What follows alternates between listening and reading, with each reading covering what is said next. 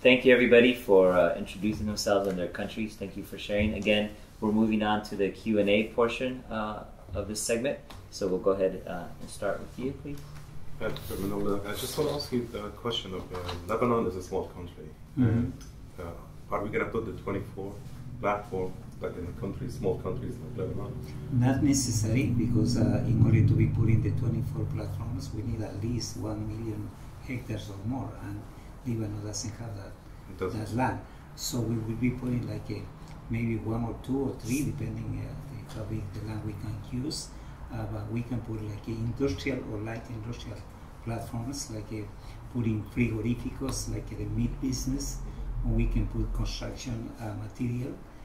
We can do a different kind of investment in industry related to be providing jobs as much as we can, because you don't have much land.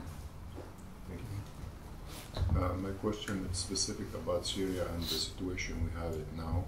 And as we know, like some countries, they are with disagreement with us, and they have embargo, and so that's like we have a way to get to the point to helping people. You know, it's people of Syria, despite like the embargo in Syria from some countries.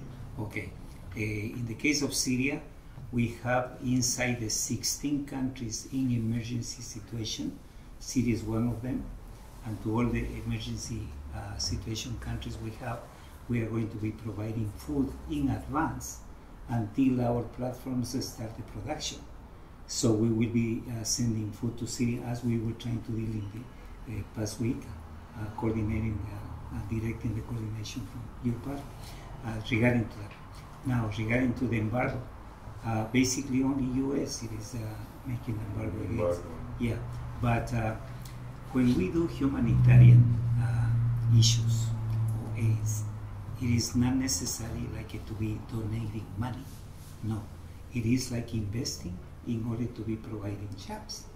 But because it is humanitarian and somebody trying to stop like the funds we are going to be sending to Syria, we put under the humanitarian and under the International Penal Court, like this is for humanitarian aids. So that way, nobody can embargo any money we can send, because we can go against them as a lesser humanity crime.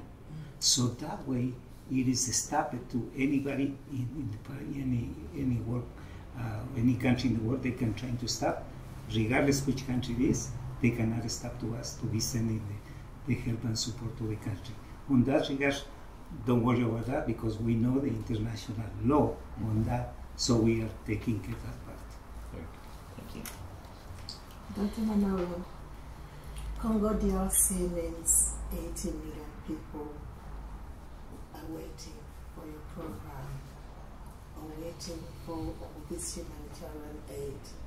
So I'm going to be straight when I'll be start.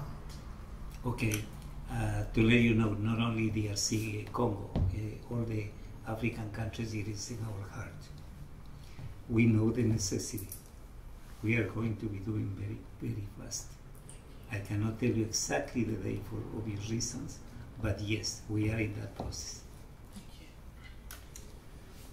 Dr. Manolo, the question is regarding to the negotiation between our missions and the local government, or the actual country government, in the regard of giving us permission to start the project. Do we foresee any kind of trouble of getting the government entity to allow us to start the process?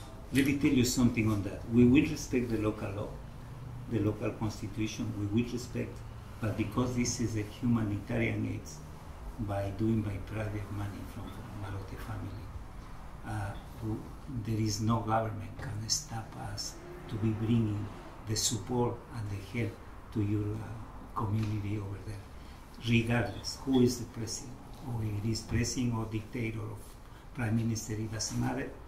When you are talking about humanitarian aids, there is no power can stop us.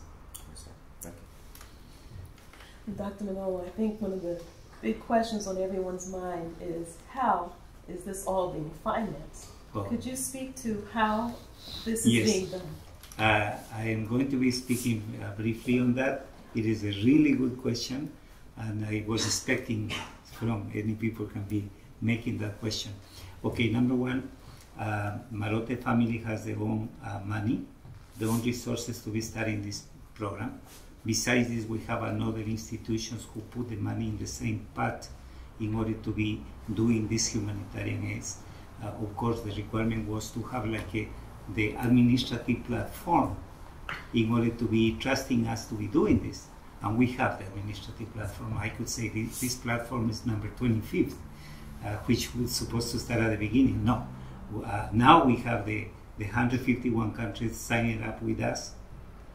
We have the regional supervisor, we have the managers, so we have the infrastructure administrative in order to be doing this. So regarding to the resources, yes, we have not only their own access to another type of resources in order to be doing this mission.